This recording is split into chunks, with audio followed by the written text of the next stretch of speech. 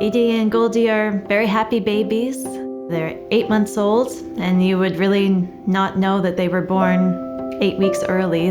The days leading up to the girl's birth, I had just started to feel a bit tired and some discomfort around my ribs. I mean, I was carrying twins, so obviously it was going to be a little bit challenging.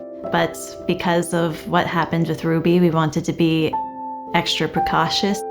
Elizabeth's pregnancy with Ruby, everything was textbook. She was very in tune with her body and knowing what felt normal and what didn't. I remember telling my husband, I'm just being paranoid. There's no way that something can be wrong. We had just had an appointment where we listened to her strong heartbeat. I went to sleep that night, and when I woke up, I realized that she wasn't moving anymore. Immediately, we knew we could go to the early labor and delivery. And it's then when we went in and checked the heartbeat that we found out that Ruby had died.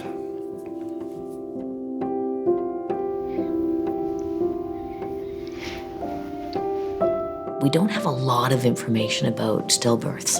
We always encourage an autopsy, as difficult as that can be, but we encourage the investigations in the hopes that we will come up with a cause and something that we can potentially change going forward in future pregnancies. There's just so many ways that you can believe that these things are your fault. Dr. Scott was so great at reassuring me that I did all that I could and she felt loved, and that's really all that you can ask for as a parent.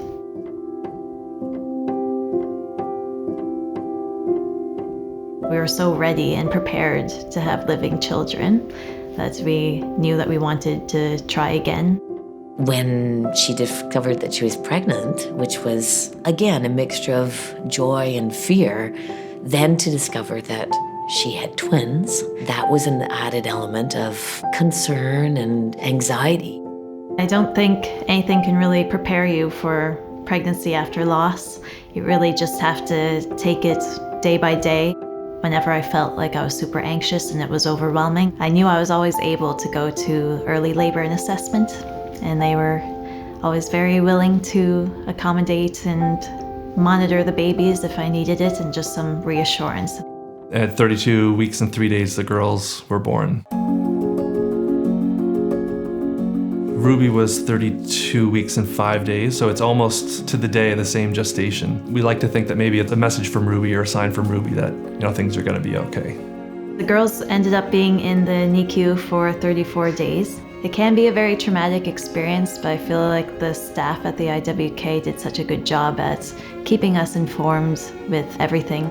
It's hard to believe how much has happened in just 2 years. First with Dr. Heather Scott, she delivered Ruby, and to have her be able to follow my pregnancy with Edie and Goldie was invaluable. Although we were admitted to the hospital and were traveling to the hospital on and off over the last 2 years, our level of care was not impacted by the pandemic.